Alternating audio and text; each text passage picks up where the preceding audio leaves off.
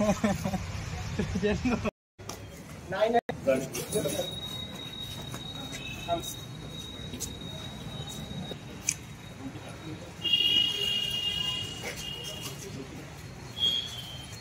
मिळाली होती की आपले भंडारा हद्दीमध्ये एक NDPS घेऊन जाणारा एक गाडी जात आहे अशी एक सूचना मिळाली होती। त्या सूचनावर आम्ही भंडारा पोलीसची एक टीम, भंडारा सिटी पोलीसची एक टीमनी त्याच्यावर कारवाई केली।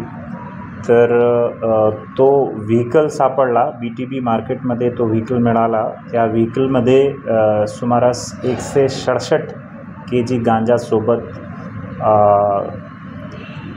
46 लाखचा मुद्देमाल टीमनी जप्त केलेला आहे।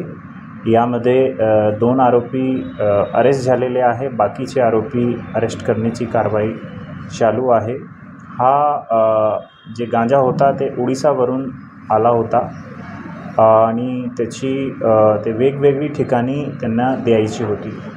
याच्यामध्ये लिंक विशेष म्हणजे नाशिक साठी हा गांजा जात होता। भंडारासाठी याचा काय संबंध आहे त्यात सुद्धा आता पुढील तपासामध्ये आम्ही निष्पन्न करू।